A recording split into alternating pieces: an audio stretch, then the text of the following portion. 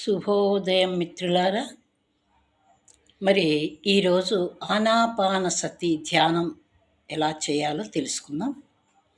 చక్కగా, సుఖంగా, స్థిరంగా మంచి ఆసనంలో కూర్చొని మీకు నచ్చినట్లుగా, మీకు తగినట్లుగా ఆసనంలో చక్కగా కూర్చొని 2 కాళ్ళు క్రాస్ చేసుకొని ఒకదాని మీద వేసుకొని వేళ్ళల్లో వేళ్ళు పెట్టుకొని హాయిగా ప్రశాంతంగా 2 కళ్ళు మూసుకొని ప్రకృతి సహజంగా జరుగుతున్న ఉచ్ఛ్వాస నిశ్వాసల్ని ఏకధారగా గమనిస్తూ ఉండటమే.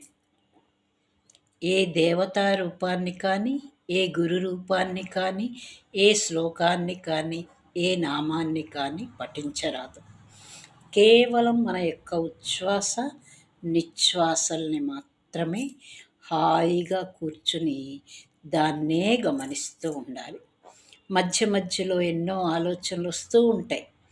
వాటిని కూడా అలా సాక్షిభూతిగా గమనిస్తూ మళ్ళీ శ్వాస మీదనే ధ్యాస మరల్చాలి.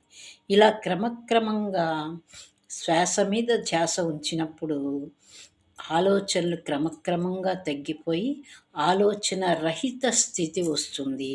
అప్పుడే మన బ్రహ్మరంధ్రం తెరుచుకొని విశ్వంలో ఉన్న విశ్వమయ ప్రాణశక్తి మన లోపలికి ప్రవహిస్తూ ఉంటుంది. మనసు శూన్యమైపోతుంది. ఇదే ధ్యాన స్థితి. మరి ఇంకెందుకు ఆలస్యం, త్వరగా చేసుకుందామా? Thank you.